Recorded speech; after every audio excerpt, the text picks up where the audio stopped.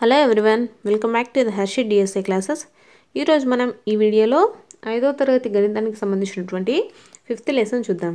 5th lesson వచ్చేసి గుణిజాలు మరియు కారణాంకాలు. మనము ఈ అధ్యాయంలో ఏం నేర్చుకుంటామంటే భాజనీయత సూత్రాలు, అలాగే గుణిజాలు, కారణాంకాలు అంటే ఏంటి, అలాగే కారణాంక పద్ధతి, అలాగే ప్రధాన సంఖ్యలు, సంయుక్త సంఖ్యలు, కసాగు, గసాబాల గురించి మనము ఈ లెసన్లో నేర్చుకుందాం. ఈ లెసన్లో ఫస్ట్ వచ్చేసి భాజనీయత సూత్రాల గురించి ఇచ్చారు. భాజనీయత సూత్రాలు అంటే ఏంటంటే ఏ సంఖ్యలు 2చే భాగించబడతాయి, అలాగే 3చే 4చే ఇలా ఉంటాయి కదా, ఈ సంఖ్యలన్నీ వేటితో భాగించబడతాయి అనే వాటి గురించి ఈ భాజనీయత సూత్రాలు అనమాట.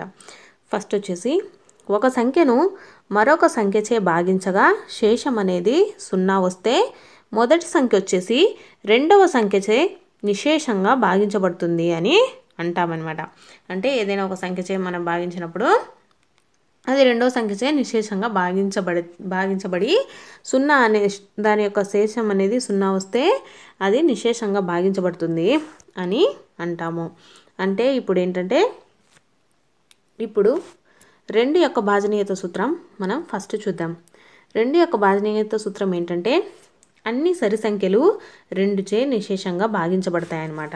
అన్ని సరి సంఖ్యలు అంటే ఏంటంటే 2చే నిశేషంగా భాగించబడాలంటే ఆ సంఖ్య వచ్చేసి 1ల స్థానంలో మనకు 0 కానీ అలాగే 2, 4, 6, 8 సంఖ్యలు అనేటివి ఉండాలన్నమాట.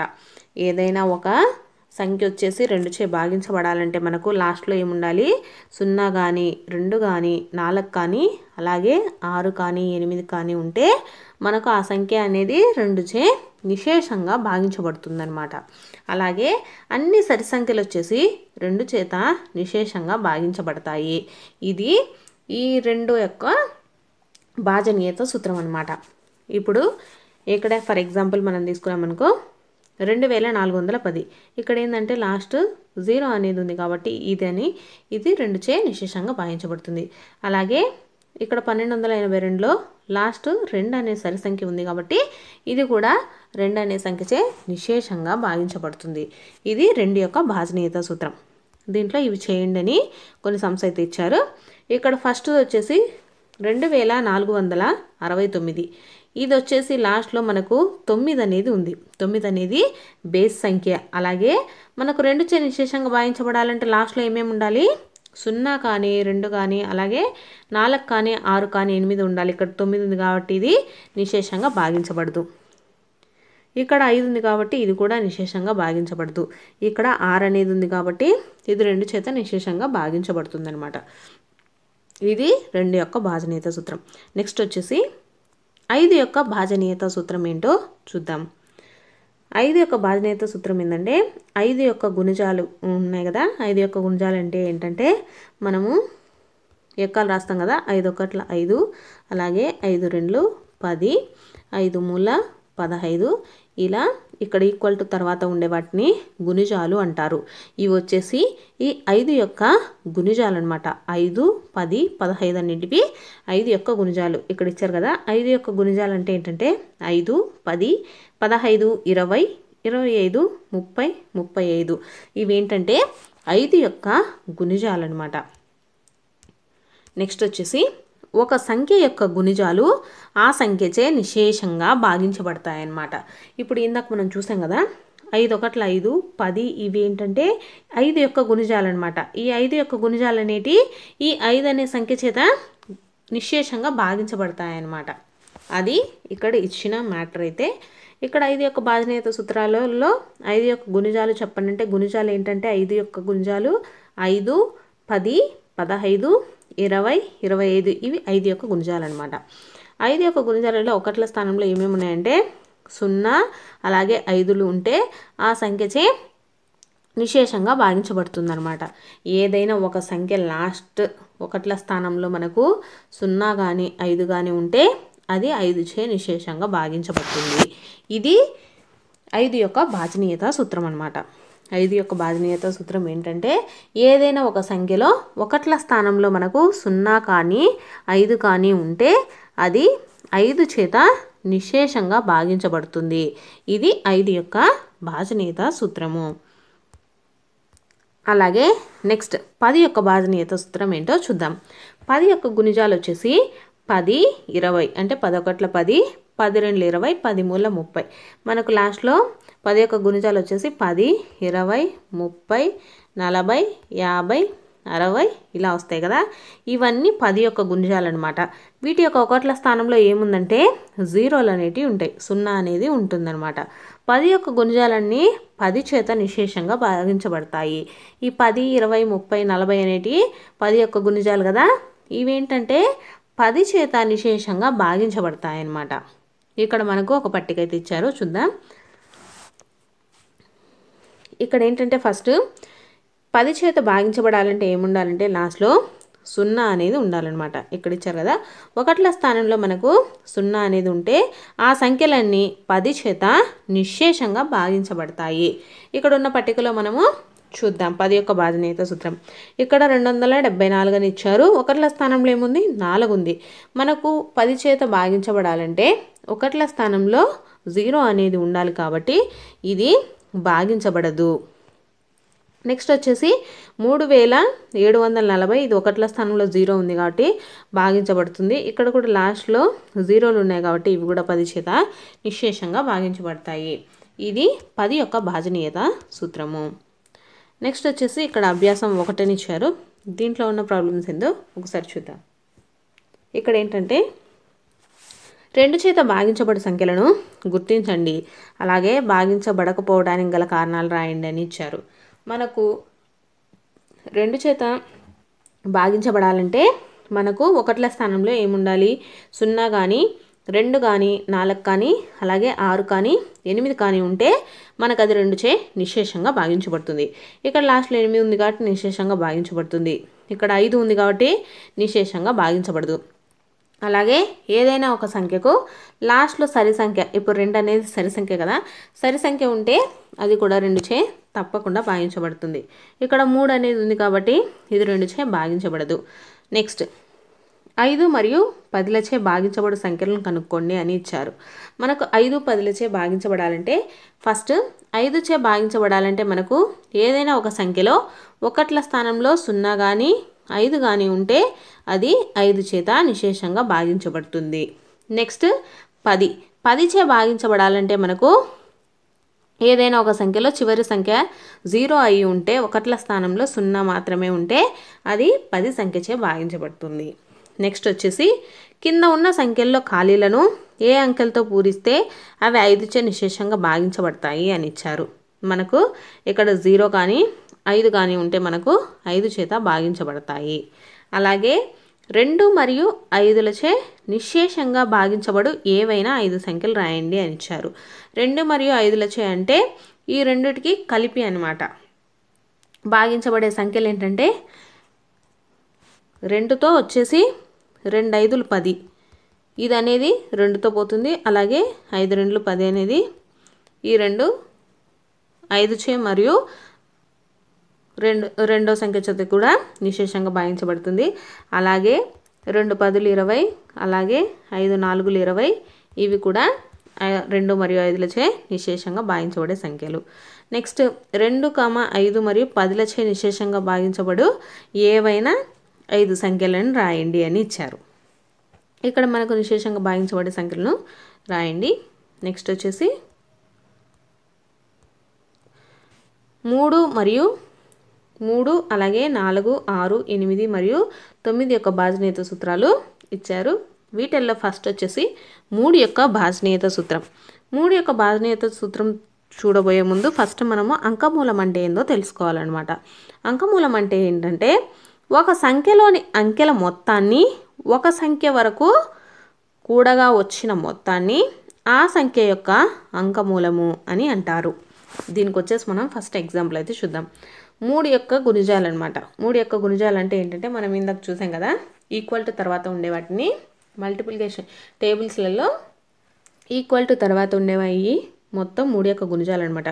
3 1 3, 3 2 6, 3 4 12, ఇవి 3 యొక్క గుణిజాలు అనమాట. ఈ గుణిజాలలో అంకెల మొత్తం ఏంటో చూద్దాం. 3 యొక్క అంకెల మొత్తము 3, అలాగే వీటి యొక్క అంకమూలం కూడా 3 అనమాట. నెక్స్ట్ 12 12 గుణిజాల అంకెల మొత్తం అనమాట. అంటే ఈ అంకె 12 అనేది అంకె అనమాట. దీన్ని సంఖ్యలుగా విడదీయాలి. 1+2 అంటే 3. ఇది ఒక అంకె అనమాట.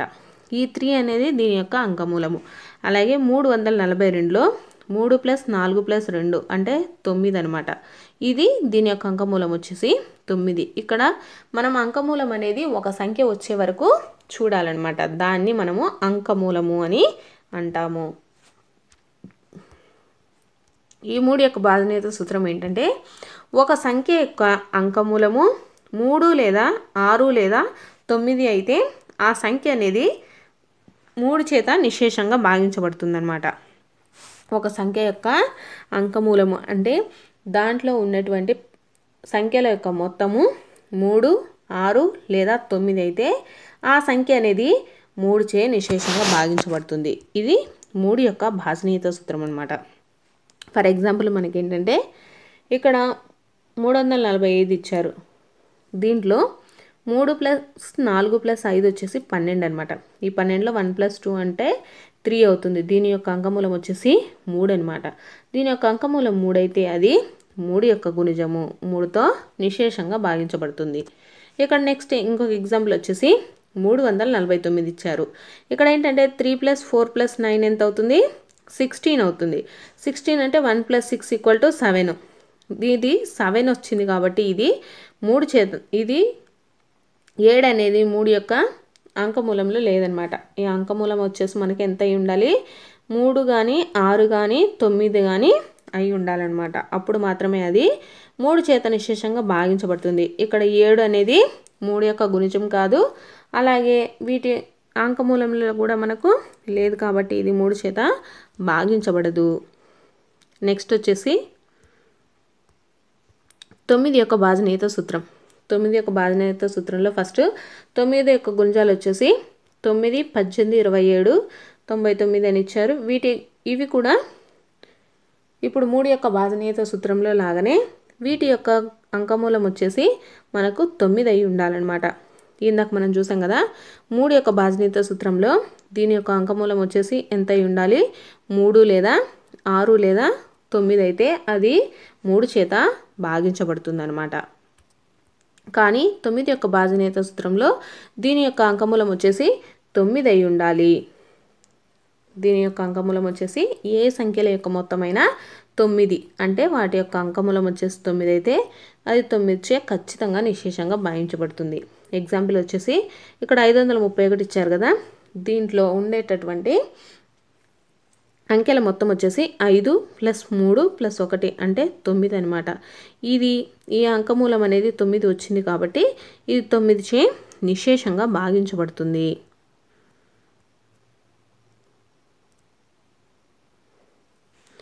ఇక్కడ 3 9లచే భాగించబడే సంఖ్యలకు రౌండప్ చేయండి అని ఇచ్చారు కదా.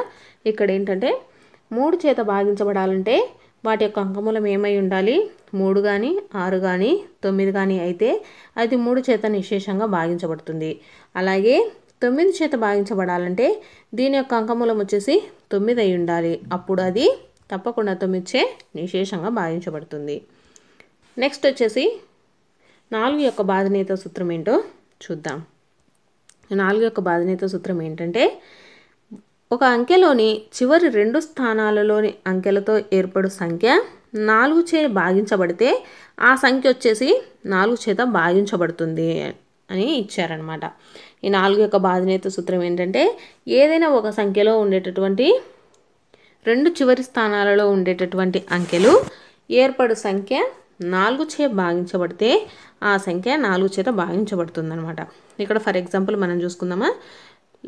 ఇక్కడ ఫస్ట్ ఇచ్చిన ప్రాబ్లం ఏంటంటే 2436లో ఈ 36 అనేది 4తో భాగించబడుతుంది కాబట్టి ఈ సంఖ్య ఈ లాస్ట్ 2 చివరి స్థానాల్లో ఉండే 36 అనేది 4తో భాగించబడుతుంది కాబట్టి ఈ సంఖ్య అనేది 4 చేత భాగించబడుతుంది. ఇక్కడ లాస్ట్ 2 సంఖ్యల్లో ఏంటంటే 40 ఉంది. ఈ 40 అనేది 4 చే భాగించబడుతుంది కాబట్టి ఈ సంఖ్య మొత్తం 4 చేత భాగించబడుతుంది. నెక్స్ట్ వచ్చేసి 6 యొక్క భాజనీయత సూత్రం ఏంటో చూద్దాం. ఇక్కడ గుణిజాలు ఇచ్చారనమాట. 2 యొక్క గుణిజాలు ఏంటంటే 2, 4, 6, 8 ఇవన్నీ 2 యొక్క గుణిజాలు. అలాగే 3 యొక్క గుణిజాలు వచ్చేసి 3, 6, 9, 12, 15, 18 ఇవి 3 యొక్క గుణిజాలు. నెక్స్ట్ 6 యొక్క గుణిజాలు ఏంటంటే ఈ 2 అలాగే 3 ఉండే గుణిజాలు మొత్తము 6 ఉంటాయన్నమాట. 6 గుణిజాలన్నీ 2, 3 యొక్క గుణిజాలే. అయితే మనం 6 యొక్క బాధ్యత సూత్రం ఏంటంటే 2, 3లచే నిశేషంగా భాగించబడే సంఖ్యలన్నీ 6 చేత కూడా భాగించబడతాయి. ఇక్కడ ఏంటంటే మనకు 2 చేత భాగించబడాలంటే ఏం చేయాలంటే లాస్ట్లో 1ల స్థానంలో మనకి ఏమై ఉండాలి 0 అలాగే 2 కానీ 4 కానీ 6 కానీ 8 ఉంటే మనకు 2 చేత భాగించబడుతుంది. అలాగే 3 చేత భాగించబడాలంటే ఏం కావాలంటే ఆ సంఖ్య యొక్క అంకమూలం వచ్చేసి మనకు 3 లేదా 6 లేదా 9 అయితే అది 3 చే భాగించబడుతుంది. కాబట్టి ఈ 2, 3లచే భాగించబడే సంఖ్యలన్నీ మనకు 6 చేత విశేషంగా భాగించబడతాయన్నమాట. ఇది 6 యొక్క బాధ్యత సూత్రం. నెక్స్ట్ 8 యొక్క బాధ్యత సూత్రం ఏంటంటే ఇక్కడ మనకు జస్ట్ పరిశీలించండి అని ఇచ్చారు. ఇందాక ఏంటంటే 6 యొక్క బాధ్యత సూత్రం ఏంటంటే 2, 3 చేత పోతే అది కంపల్సరీ 6తో పోతుంది. ఎందుకంటే అవి 3, 2లో ఉండేటటువంటి గుణిజాలన్నీ 6లో ఉంటాయి కాబట్టి. కానీ ఇక్కడ వచ్చేసి 4 అనేది 4కి 8 ఒక గుణిజము. కానీ ఈ 4లో 8లో ఉండే గుణిజాలన్నీ ఒకేలా ఉండవన్నమాట. 4 గుణిజాలన్నీ 8 గుణిజాలు కావు. కాబట్టి 4 యొక్క బాధ్యత సూత్రం అనేది 8కి వర్తించదనమాట. అయితే 8 యొక్క బాధ్యత సూత్రం ఏంటంటే ఒక సంఖ్య నందలి చివరి 3 అంకెలతో ఏర్పడే సంఖ్య 8 చే భాగించబడితే ఆ సంఖ్య అనేది 8 చే నిశేషంగా భాగించబడుతుంది. అంటే ఇప్పుడు ఏదైనా ఒక సంఖ్యలో ఉండేటటువంటి చివరి 3 అంకెలు 8 చేత భాగించబడితే అవి కంపల్సరిగా 8 చేత నిశేషంగా భాగించబడుతుంది. ఇది వచ్చేసి 8 యొక్క బాధ్యత సూత్రం అన్నమాట. నెక్స్ట్ వచ్చేసి ఇక్కడ మనకు అభ్యాసం 2లో ఇచ్చినవి ఏంటంటే 2 యొక్క బాధ్యత సూత్రాన్ని ఉపయోగించి 2 చే భాగించబడే సంఖ్యలకు 0 చుట్టండి అని ఇచ్చారు. మనకు 2 యొక్క బాధ్యత సూత్రం ఏంటంటే ఒక సంఖ్యకు 0 కానీ 2 కానీ 4, 6 కానీ 8 కానీ ఉంటే ఇది 2 చేత భాగించబడుతుంది.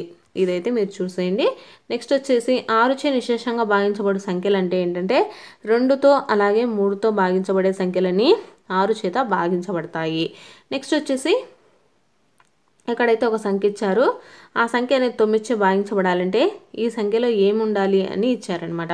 మనకు వీటి యొక్క అంకెమూలం వచ్చేసి 9 అయితే ఈ సంఖ్యలను మొత్తం కలపగా మనకు 9 అనేది అయితే వస్తే అది 9 చే భాగించబడుతుంది. నెక్స్ట్ వచ్చేసి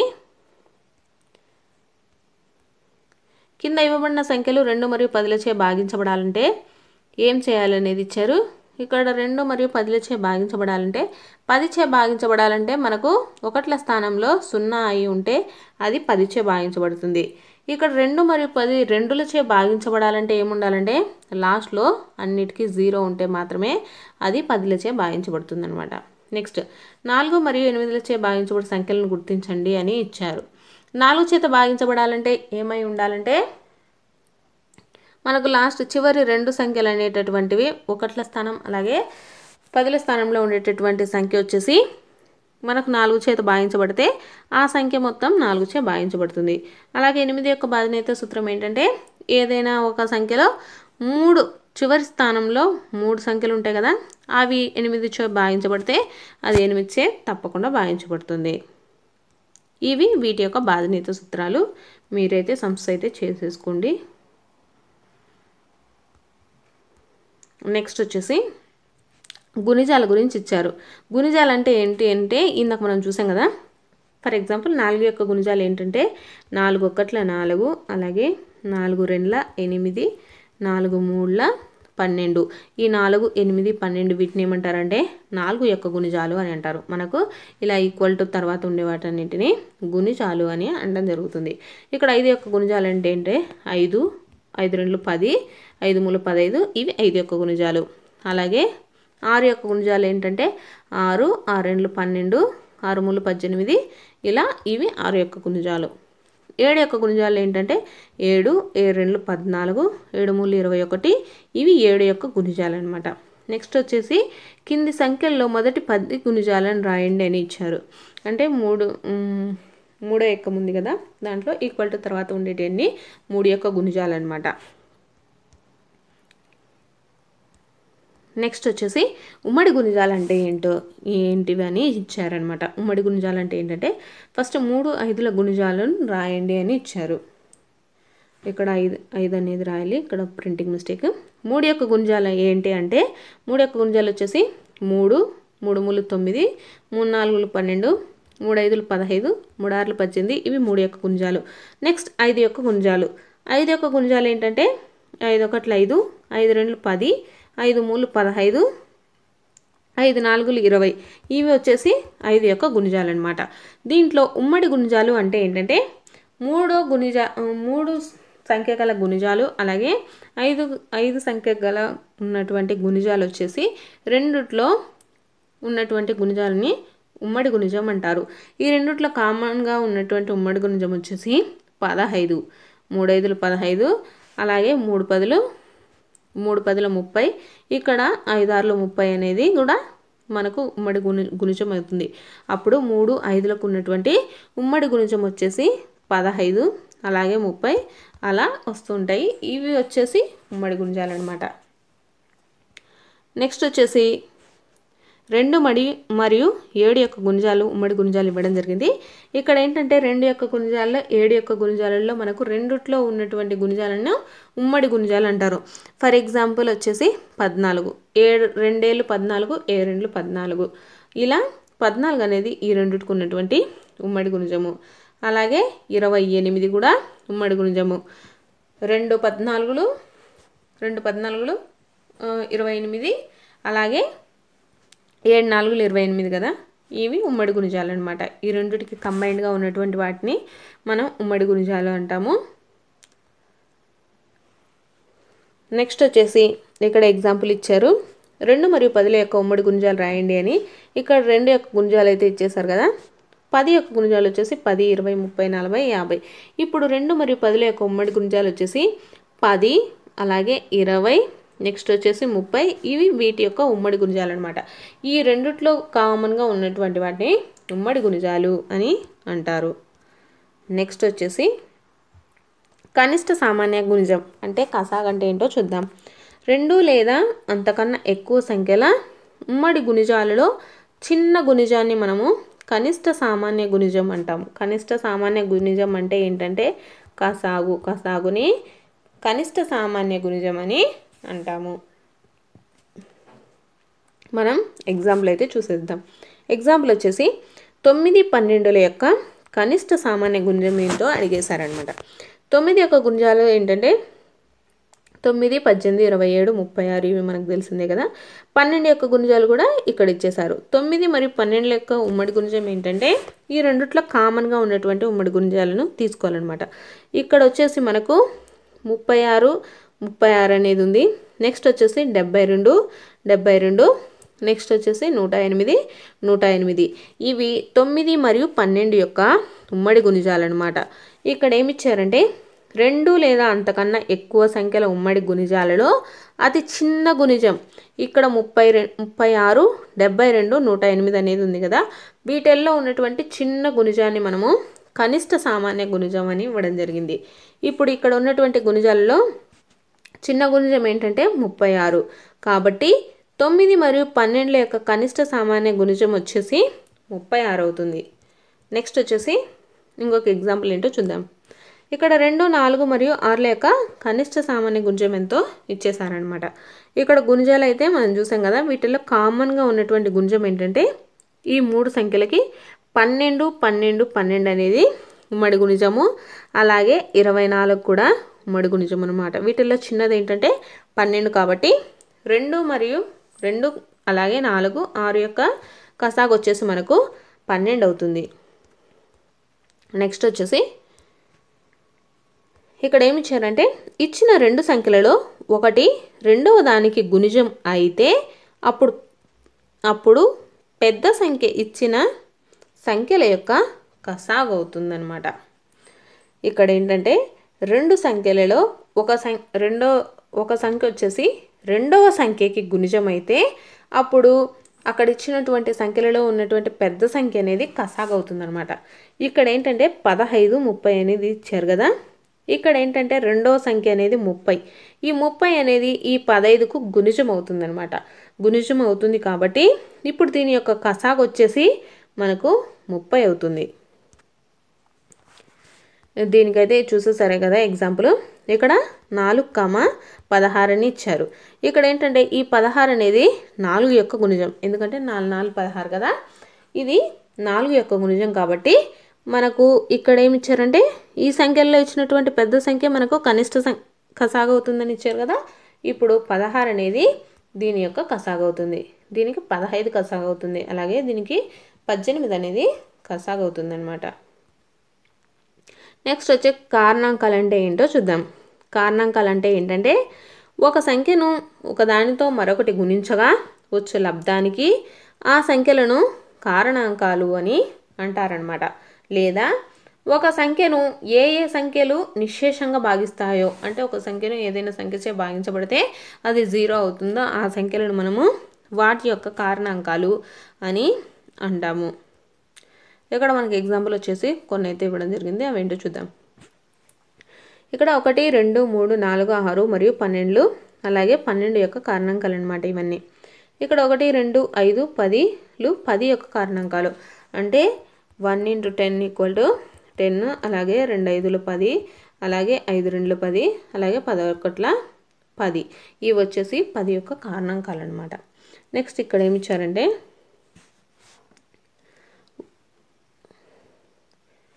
1 మరియు అదే సంఖ్య కారణాంకాలుగా గల సంఖ్యలను ప్రధాన సంఖ్యలు అని అంటారు. అంటే ఒక సంఖ్యకు 1 మరియు అదే సంఖ్య కారణాంకం గల సంఖ్యలను ప్రధాన సంఖ్యలు అంటారు. ప్రధాన సంఖ్యలు అంటే ఏదైనా ఒక సంఖ్య, అంటే ఇప్పుడు ఫర్ సపోజ్ 2 తీసుకుందాము. 2 అనేది 1 × 2 = 2 అవుతుంది. అలాగే 2 1లు 2 అవుతుంది అనమాట.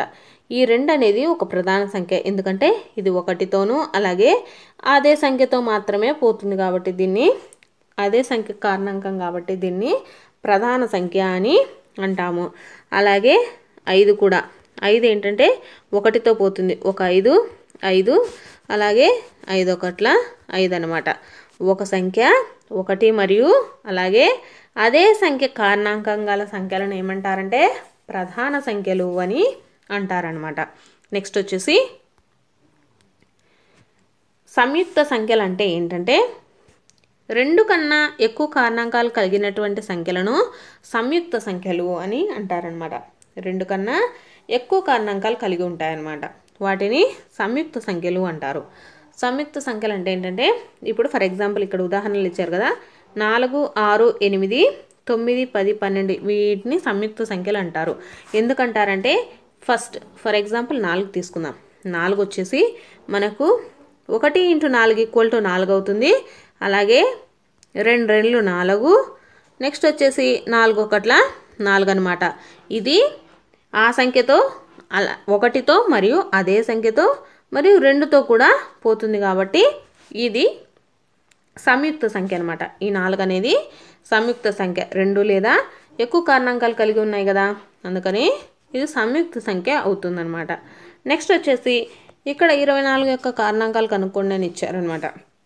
24 అనేది 1 × 24, అలాగే 2 12లు 24 అవుతుంది.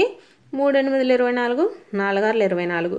ఇదేంటంటే 1 కంటే ఎక్కువ సంఖ్యతో పోతుంది కాబట్టి దీన్ని మనం సంయుక్త సంఖ్య అని అంటాము.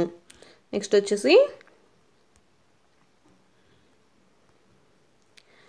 ఇక్కడ ఏమి ఇచ్చారంటే 1కి ఒకే కారణాంకం ఉండడం వలన అదేంటంటే ప్రధాన సంఖ్య కాదు మరియు సంయుక్త సంఖ్య కాదనమాట. 1 అనేది ప్రధాన సంఖ్య కాదు, అలాగే సంయుక్త సంఖ్య కాదు. ఎందుకంటే 1కి ఒకే కారణాంకం ఉంటుంది కాబట్టి అది ప్రధాన సంఖ్య కాదు, సంయుక్త సంఖ్య కాదు.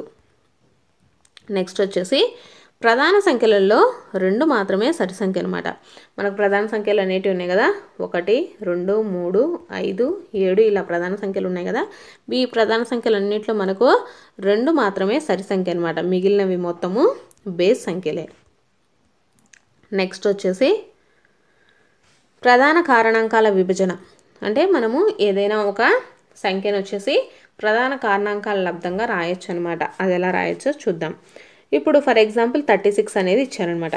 ఈ 36 అనేది మనకు 2 18 36. అలాగే ఈ 18 మనము 2 × 9గా రాసుకోవచ్చు. నెక్స్ట్ ఈ 9ని వచ్చేసి మనం 3 × 3గా రాసుకోవచ్చు.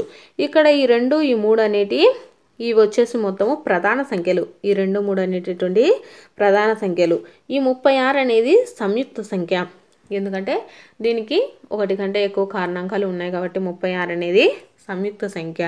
కానీ మనం దీన్ని ప్రధాన సంఖ్యల లబ్ధంగా కూడా రాసామన్నమాట. పై కారణాంక విభజనలో అన్ని ప్రధాన సంఖ్యలే. అంటే ఈ 2 3 అనేటి ప్రధాన సంఖ్యలు కదా, కావున దీన్ని ప్రధాన కారణాంక పద్ధతి అంటారు. అంటే మనకి ఏదైనా ఒక సంఖ్యను వచ్చేసి ప్రధాన కారణాంకాల లబ్ధంగా, అంటే ప్రధాన సంఖ్యల లబ్ధంగా 2 3 5 7 ఇలా ఉన్నాయి కదా ప్రధాన సంఖ్యలు. వీటి యొక్క లబ్ధంగా మనము ఏ సంయుక్త సంఖ్యనైనా రాస్తే అవి వచ్చేసి దాన్ని కారణాంక పద్ధతి అని అంటాము. నెక్స్ట్ వచ్చేసి కారణాంక పద్ధతిలో అలాగే విభజన కూడా ఇచ్చారు, భాగాహార పద్ధతి కూడా రాయండి.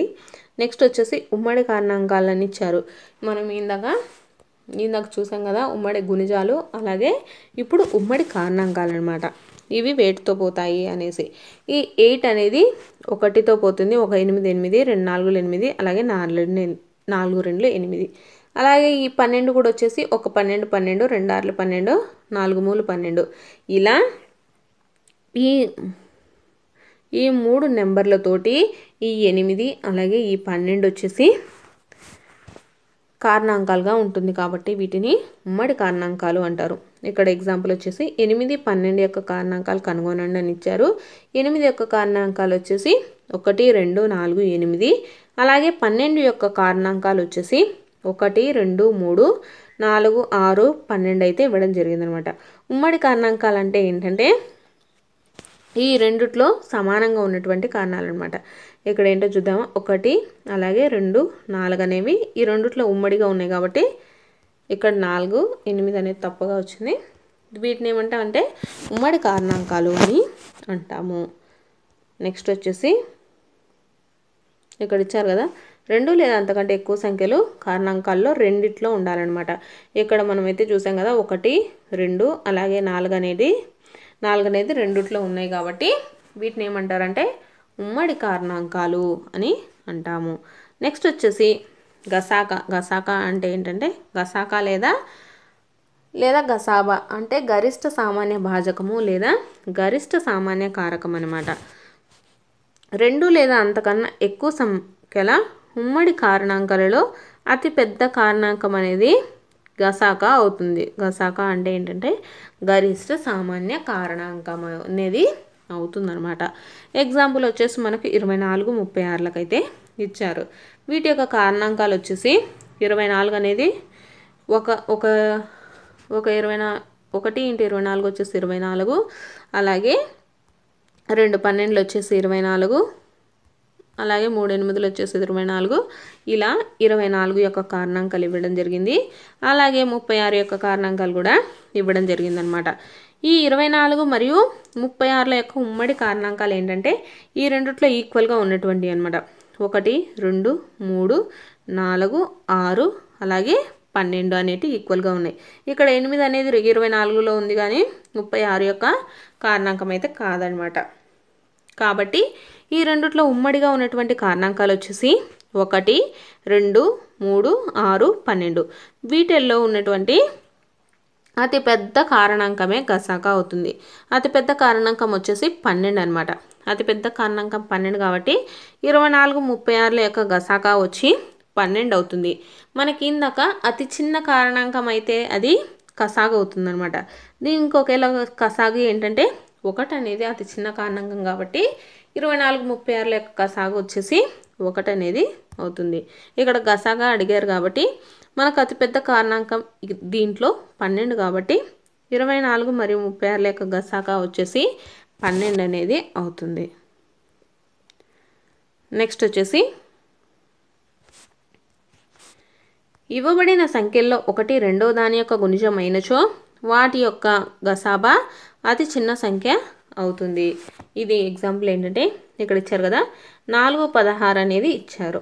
దీంట్లో అతి చిన్న సంఖ్య ఇప్పుడు 4 అనేది 16 యొక్క గుణిజం, కారణాంకం కూడా అవుతుంది కదా గుణిజము. ఇదేంటంటే అతి చిన్న సంఖ్య అనేది గసాబా అవుతుంది. అంటే దీని యొక్క గసాబా వచ్చేసి 4. అలాగే ఈ థర్డ్ ప్రాబ్లం యొక్క గసాబా వచ్చేసి 5. అలాగే ఈ ఫోర్త్ దాని యొక్క గసాబా వచ్చేసి 14 అనేది అవుతుంది. అలాగే కసాగు ఏంటంటే దీంట్లో ఉన్నటువంటి పెద్ద సంఖ్య వచ్చేసి మనకు కసాగు అవుతుంది. గసాబా అడిగితే మనకు అతి చిన్న సంఖ్య గసాబా అనేది అవుతుంది. నెక్స్ట్ వచ్చేసి ప్రధాన కారణాంక పద్ధతిలో కసాగు గసాబాలను ఎలా కనుగొనాలి అనేది ఇచ్చారు. ఇక్కడ ఏంటంటే 16 యొక్క కారణాంకాలను రాయండి అని ఇచ్చారు. 16ని మనము కసాగు చేస్తే ఎలా అవుతుందంటే 2 × 2 × 2 × 2 అనేది మనకు వచ్చేస్తుంది. అలాగే 36 అయితే కసాగు కొనిస్తే దీనికి వచ్చేసి 2 × 2 × 3 అనేది దీని యొక్క కసాగు అవుతుంది. ఇప్పుడు ఉమ్మడి కారణాంకాలు వచ్చేసి ఇక్కడ ఏంటంటే ఈ 2 మాత్రమే ఈక్వల్గా ఉన్నాయి కాబట్టి ఉమ్మడి కారణాంకాలు వచ్చేసి 2 × 2. అలాగే మిగిలిపోయిన కారణాంకాలు వచ్చేసి 2, 2 అలాగే 3, 3 అనేది మిగిలిపోయిన కారణాంకాలు అనమాట. వీటి యొక్క కసాగు అంటే ఏంటంటే మొత్తం ఇక్కడ ఉన్నటువంటి ప్రధాన కారణాంకాల రెండుటికి సంబంధించినటువంటి కారణాంకాల మొత్తం వచ్చేసి వీటి యొక్క కసాగు అవుతుందన్నమాట. గసాబా ఏంటంటే ఓన్లీ ఉమ్మడి కారణాంకాలది మాత్రమే గసాబా అనేది అవుతుంది. ఇక్కడ మనం చూసాం కదా, ఇక్కడ వీటికి ఏంటంటే కసాగు గసాబాలను కనుగొనండి అంటే కసాగు అంటే ఏంటంటే వీటి యొక్క ప్రధాన కారణాంకాల లబ్ధం మొత్తం అనేది కసాగు అవుతుంది. గసాబా ఏంటంటే ఉమ్మడి కారణాంకాల లబ్ధం మాత్రమే గసాబా అనేది అవుతుంది. ఇక్కడ గసాబా వచ్చేసి చూసాం కదా, ఉమ్మడి కారణాంకాల లబ్ధం మాత్రమే మనము గసాకా కింద తీసుకోవడం జరుగుతుంది. నెక్స్ట్ భాగాహార పద్ధతిలో కసాగు కనుగొనడం ఎలా అంటే ఇక్కడ మనకు వచ్చేసి ఇక్కడ 16, 36 యొక్క కసాగు అయితే కనుగొనడం జరిగింది. ఇక్కడ 2 8 16 అలాగే 2 18 36 అలాగే మళ్ళీ 2 తోటి చేశారు. నెక్స్ట్ 4 9కి వచ్చేసి ఉమ్మడి కారణాంకాలు అయితే లేవన్నమాట. కాబట్టి దీని యొక్క కసాగు వచ్చేసి దీనికి మొత్తంగా కసాగు అనేది కనుగొన్నారు. ఇలా కసాగు అయితే కనుక్కోవచ్చు. నెక్స్ట్ భాగాహార పద్ధతిలో గసాబా కనుక్కోవడం ఎలా అంటే 16, 36ల గసాబాని కనుగొనండి అంటే ఏంటంటే ఇక్కడ 2 × 2 ఇందాక చూసాం కదా, మనకు కసాగు అంటే ఏంటంటే మొత్తం ఇక్కడ ఉన్నటువంటి ఇక్కడ నెంబర్స్ ఉన్నాయి కదా 2 × 2 × 4 × 9 మనం వీటి మొత్తాన్ని మనము కసాగుగా తీసుకోవడం జరుగుతుంది. అలాగే గసాబా అంటే ఓన్లీ ఉమ్మడి కారణాంకాలు అంటే ఈక్వల్గా ఉన్నటువంటి కారణాంకాలు మాత్రమే తీసుకోవడం జరుగుతుంది. ఇక్కడ ఉమ్మడి కారణాంకాలు అనేటటువంటి లేవు కాబట్టి వీటిని వదిలేయడం జరుగుతుంది అన్నమాట. వీటి యొక్క ఉమ్మడి కారణాంకాలు వచ్చేసి 2 × 2 అనేది ఉమ్మడి కారణాంకం అవుతుంది కాబట్టి దీని యొక్క గసాబా వచ్చేసి 4 అనేది అవుతుంది. నెక్స్ట్ వచ్చేసి కసాగు అలాగే గసాబాలపై ఉన్నటువంటి నిత్య జీవిత సమస్యలు అయితే ఇవ్వడం జరిగిందనమాట. ఇక్కడ ఏంటంటే ఇచ్చిన సంఖ్యలచే భాగించబడే అతి చిన్న సంఖ్య అనేది వాటి కసాగు అవుతుంది.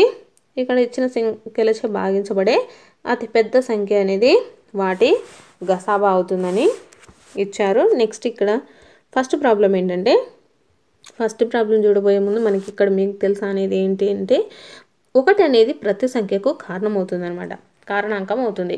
మనం చూసాం కదా ప్రతి ఒక్క సంఖ్య అనేది 1 కారణాంకం అవుతుంది. ఎందుకంటే 1 2 2 అలాగే 3 1 అలాగే 1 3 3 అలా ప్రతి ఒక్క సంఖ్యకు వచ్చేసి మనకు 1 అనేది కారణాంకం అవుతుంది.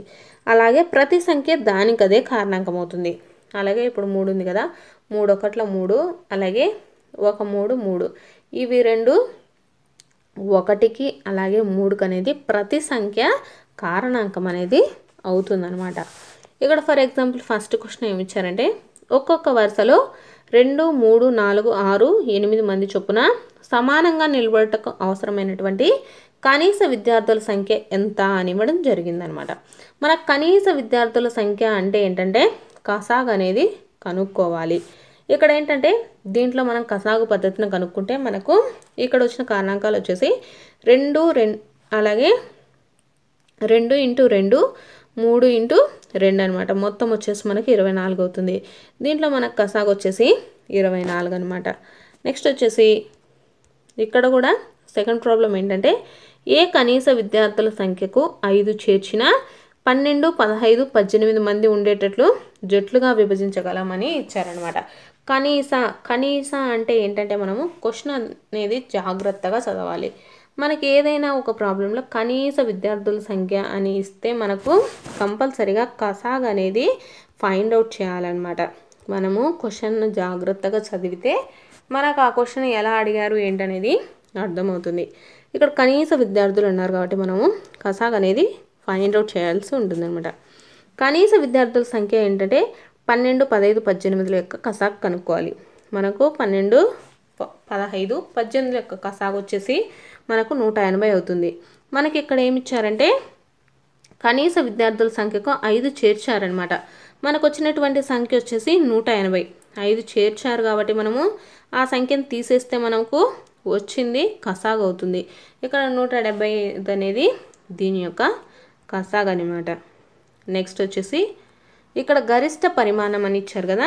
థర్డ్ ప్రాబ్లం వచ్చేసి 32 లీటర్లు, 24 లీటర్లు మరియు 48 లీటర్ల పరిమాణం కలిగినటువంటి నూనె పాత్రల నుండి పూర్తిగా కొలుచుటకు కావలసిన పాత్ర యొక్క గరిష్ట పరిమాణం అని అడిగారు. గరిష్ట పరిమాణం అంటే గసాబాను కనుక్కోవాల్సి ఉంటుందన్నమాట.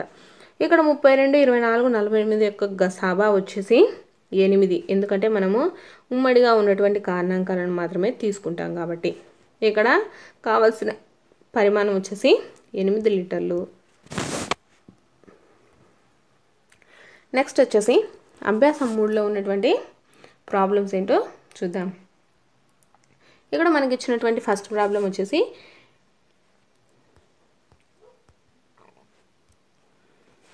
ఒక బుట్టలో కొన్ని పండ్లు కలవు. ఒక పండ్లను కుప్పగా 4, 6, 8 లేదా 10 చొప్పున పేర్చి ఒక్క పండు కూడా మిగలకుండా ఉండాలంటే ఆ బుట్టలో ఉండవలసినటువంటి కనీస పండ్ల సంఖ్య ఎంత అని ఇవ్వడం జరిగిందనమాట. కనీస పండ్ల సంఖ్య అంటే ఏంటంటే మనము కసాగ్ అనేది కనుక్కోవాల్సి ఉంటుందన్నమాట. ఈ క్వశ్చన్లో కసాగ్ అనేది కనుక్కోవాలి. దీనికి సొల్యూషన్ ఏంటో చూద్దాం. కసాగ్ కనుక్కోవాలి కాబట్టి ఫస్ట్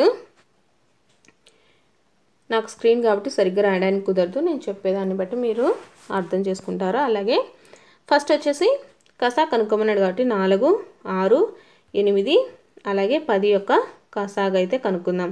2 రెళ్ళు 4, 2 ముళ్ళు 6, 2 4లు 8 అలాగే 2 5లు 10 అనమాట. నెక్స్ట్ మళ్ళీ 2తో 2 1లు అలాగే 3 అయితే వచ్చేస్తుంది.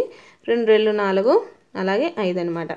దీనికి మనము కానీ కసాగ్ కాబట్టి మనకు 2 × 2 అలాగే 3 × 2 × 5 అనమాట. అప్పుడు మొత్తం వచ్చేసి మనకి ఎంత అవుతుంది? 120 అవుతుంది. దీని యొక్క కసాగ్ వచ్చేసి 120 అవుతుంది. ఫస్ట్ దాని యొక్క ఆన్సర్ వచ్చేసి 120 అనమాట. నెక్స్ట్ సెకండ్ ప్రాబ్లం వచ్చేసి రాము దగ్గర 16 నీలం గోళీ రంగులు అలాగే 12 తెల్ల గోళీలు ఉన్నాయి.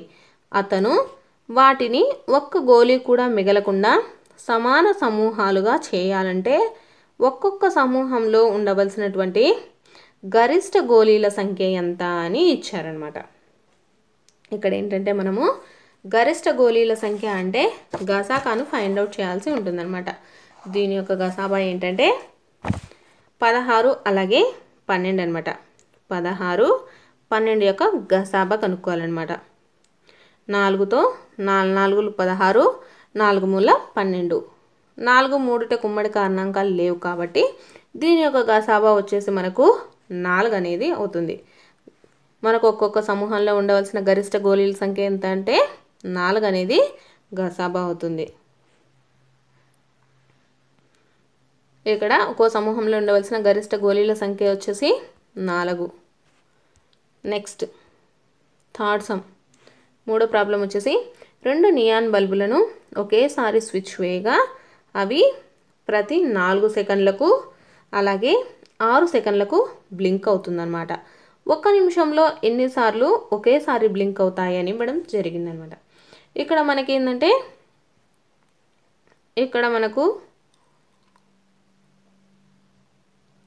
2 నియాన్ బల్బులు ఒకేసారి స్విచ్ చేస్తే 4 సెకన్లకు అలాగే 6 సెకన్లకు బల్బుల బ్లింక్ అనేది జరుగుతుంది. కాబట్టి మనకు దీనికి గసాగా అయితే చూద్దాం. కసాగు వచ్చేసి దీని యొక్క కసాగు 4కి అదే 6కి కసాగు వచ్చేసి 2తో 2 రెళ్ళు 4 అలాగే 2 మూలు 6. దీని యొక్క కసాగు వచ్చేసి 2 × 2 × 3 దట్ ఈజ్ ఈక్వల్ టు 12 అనమాట. దీని యొక్క కసాగు వచ్చేసి 12. నెక్స్ట్ వచ్చేసి 1 నిమిషంలో ఎన్నిసార్లు ఒకేసారి బ్లింక్ అవుతాయి అని ఇవ్వడం జరిగింది. 1 నిమిషంలో అంటే 1 నిమిషానికి ఎన్ని సెకండ్లు అవుతాయంటే 60 సెకండ్లు అవుతాయి. కాబట్టి మనము ఇక్కడ మనకు వచ్చిన కసాగు వచ్చేసి 12 అనమాట. ఈ 12ను 60తో డివైడ్ చేస్తే ఎంత వస్తుందంటే 12 × 5 = 60. అంటే ఇప్పుడు 1 నిమిషంలో ఎన్నిసార్లు ఒకేసారి బ్లింక్ అవుతుందంటే 5 సార్లు మనకు ఒకేసారి అనేది బ్లింక్ అవుతుంది. నెక్స్ట్ వచ్చేసి 4th ప్రాబ్లం వచ్చేసి 40 మంది బాలికలు 32 మంది బాలురు రాష్ట్ర స్థాయి ఆటల పోటీలలో పాల్గొనదలిచినారు. ప్రతి టీం నందు బాలురు అలాగే బాలికలు సమానంగా ఉండాలని ఇచ్చారనమాట. అయితే ప్రతి జట్టులో ఉండవలసిన గరిష్ట విద్యార్థుల సంఖ్య అలాగే ఒక్కొక్క జట్టులో ఉండవలసిన బాలురు బాలికల సంఖ్య ఎంత అనేది ఇవ్వడం జరిగింది. ఫస్ట్ మనకైతే గసాబా అయితే చూద్దాం. గసాబా వచ్చేసి 40కి అలాగే 32 యొక్క గసాబా వచ్చేసి 8 తోటి చూద్దాం. 8 × 5 = 40, 8 × 4 = 32. 5 4కు ఉమ్మడి కారణాంకాలు అయితే లేవు కాబట్టి ఇప్పుడు 8 అనేది గసాబా అవుతుందన్నమాట. దీని యొక్క గసాబా వచ్చేసి మనకు 8 అవుతుంది. ప్రతి జట్టులో ఉండే గరిష్ట విద్యార్థుల సంఖ్య వచ్చేసి మనకు గసాకా 8 వచ్చింది కాబట్టి ఈ ప్రతి జట్టులో ఉండాలి కాబట్టి దీంట్లో 8 దీంట్లో 8 మంది అయితే ఉంటారు. అలాగే ఒక్కొక్క జట్టులో ఉండవలసినటువంటి బాలురు బాలికల సంఖ్య ఎంత అని ఇచ్చారు. మనకు ఒక్కొక్క జట్టులో ఉండాల్సిన బాలురు బాలికల సంఖ్య అంటే 8. ఇక్కడ ప్రతి జట్టులో ఉండే గరిష్ట విద్యార్థుల సంఖ్య అంటే మనకు మొత్తం అనేది అడిగారు కాబట్టి 8 + 8 అంటే 16 మంది అనమాట. 16 మంది బాలురు ఇద్దరు కలిసి అయితే ఉండడం జరిగింది. ఇక్కడ 8 మంది బాలుడు 8 మంది బాలికలని అయితే ఉంటారనమాట. నెక్స్ట్ వచ్చేసి 5వ ప్రాబ్లం వచ్చేసి ఒక్కొక్క నోట్ పుస్తకంలో 32 పేజీలు అలాగే 40 పేజీలు మరియు 48 పేజీలు ఉండేలా పుస్తకాలు తయారు చేయాలంటే కావాల్సిన పేపర్ల కనీస సంఖ్య అంటే ఏంటంటే మనము కసాగు అనేది ఫైండ్ అవుట్ చేయాల్సి ఉంటుంది. ఇప్పుడు ఈ క్వశ్చన్కి కసాగు ఏంటో చూద్దాం. 32 అలాగే 40 అలాగే 48 యొక్క కసాగు అయితే చూద్దాం. ఫస్ట్ వచ్చేసి 8 తోటి చూద్దాం. 8 × 4 = 32, 8 × 5 = 40 అలాగే 8 × 6 = 48. నెక్స్ట్ వచ్చేసి 2తో 2 రెళ్ళు 4, 5, 2 మూల 6. ఇక్కడ వచ్చేసి దీని యొక్క కసాగు వచ్చేసి 8, 2, 2 × 5 × 3 అంటే మనకు మొత్తం ఎంత వస్తుంది 480 అయితే వస్తుంది. దీని కసాగు వచ్చేసి 480 అనమాట. అంటే మనకు 48 ఇలా ఒక్కొక్క నోట్ పుస్తకంలో 32 పేజీలు అలాగే 40 పేజీలు లేదా 48 పేజీలు ఉండేలా పుస్తకాలు తయారు చేయాలంటే మనకు కనీస పేపర్ల సంఖ్య అనేది ఎంత ఉండాలి 480 అనేది ఉండాలన్నమాట. ప్రతి ఒక్కొక్క నోట్ పుస్తకంలో 480 పేపర్లు ఉంటే మనకు సరిపోతుంది. నెక్స్ట్ 6th క్వశ్చన్ వచ్చేసి ఒక ఆడిటోరియం నందు వరుసకు 27 కుర్చీలు లేదా 33 కుర్చీలు ఉండేలా ఏర్పాటు చేయాలంటే కావాల్సినటువంటి కనీస కుర్చీల సంఖ్య అని ఇవ్వడం జరిగింది. కనీస అంటే ఏంటంటే మనము కసాగ్ అనేది ఫైండ్ అవుట్ చేయాలని నేర్చుకున్నాం కదా. ఇప్పుడు మనము 27కు అలాగే 33కు కసాగ్ ఏంటో చూద్దాం. ఇక్కడ ఫస్ట్ 3తో వచ్చేసి 3 9 27 అలాగే 3 1 3 1 అనమాట. దీని యొక్క కసాగ్ వచ్చేసి 3 × 9 × 11 అంటే మనకు 297 అనేది వస్తుంది. ఇది ఇక్కడ కనీసం కావాలంటే కావాల్సినటువంటి కనీస కుర్చీల సంఖ్య ఎంత అంటే 297 అనేది ఈ ప్రాబ్లం యొక్క ఆన్సర్. ఇవి ఫ్రెండ్స్ ఈ లెసన్లో ఉన్నటువంటి ప్రాబ్లమ్స్ ఎక్స్ప్లెనేషన్స్ మొత్తము. మీకు కనుక ఈ వీడియో నచ్చినట్లయితే లైక్ చేయండి, అలాగే షేర్ చేయండి. చాలామంది వీడియోస్ అయితే చూస్తున్నారు కాబట్టి లైక్ చేయట్లేదు, అలాగే చాలా తక్కువ మంది సబ్స్క్రైబ్ చేసుకుంటున్నారు. మీకు కనుక వీడియో నచ్చినట్లయితే తప్పకుండా లైక్ చేయండి, అలాగే మీతో పాటు మీ ఫ్రెండ్స్కి కూడా షేర్ చేయండి.